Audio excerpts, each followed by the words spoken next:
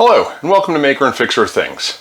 Today, we'll be replacing a blown out tie rod end link for a 2004 P2 Volvo XC70. This is the replacement part. Let's get to it. So I was leaving the house the other day, and I got about 100 yards out of the driveway when I started hearing this weird clunking. Apparently, my sway bar link lost its nut, or the nut got stripped off for whatever reason, and then sacrificed itself. I don't know what all this is, but it's not supposed to be sticking out. So I acquire a replacement overnight from the place where everything comes from, Amazon, and hopefully it'll last. It actually was a pair of two, so I'll pop this one in, and if it goes, I'll have a spare one in the back of the car. This one was like 26 bucks, not very expensive, so we'll see what happens.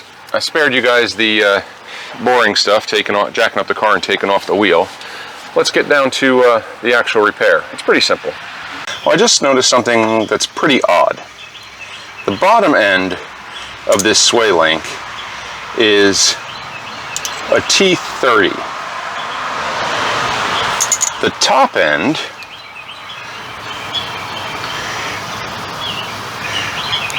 is a T40. That's weird.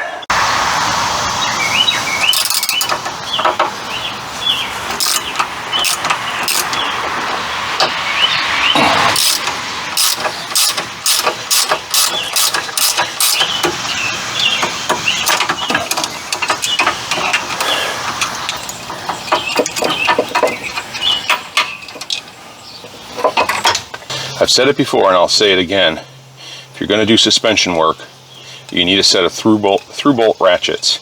They let you grab the bolt in the center with whatever tool it requires and still take the nut off. You just can't do it with it. You just can't do suspension work without them. There's other uses for them as well, but there are so many spots in suspension work where you need to hold the bolt in the middle, and these things are godsend.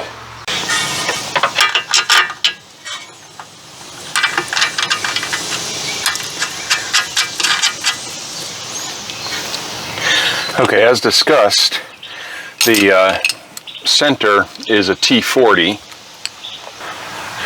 and the outside is a 19 millimeter. All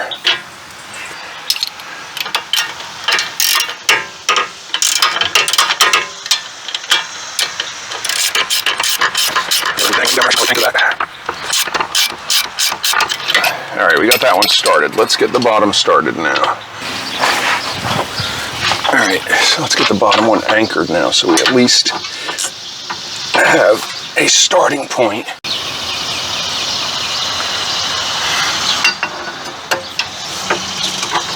There we go. And get the nut on there and get it started so we don't pop out again. There we go.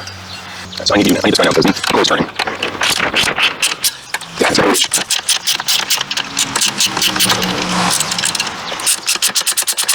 let's cinch up. And now we don't need the middle anymore. It shouldn't turn once it's cinched up. And then we'll get the torque wrench and torque that down.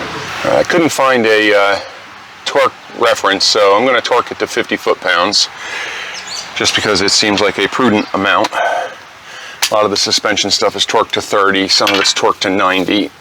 I am not sure where to put this, so I'll put it somewhere in the middle. And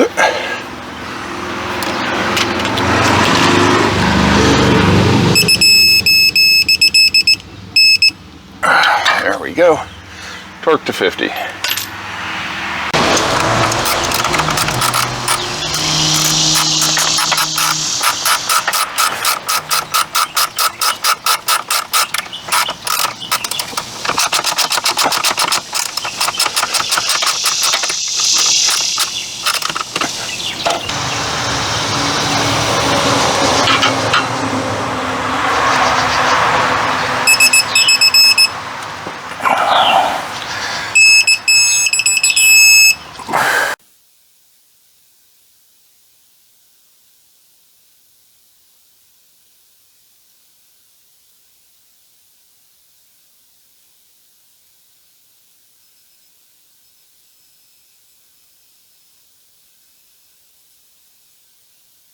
Well, that was a pretty simple repair. Should only take about 20 minutes.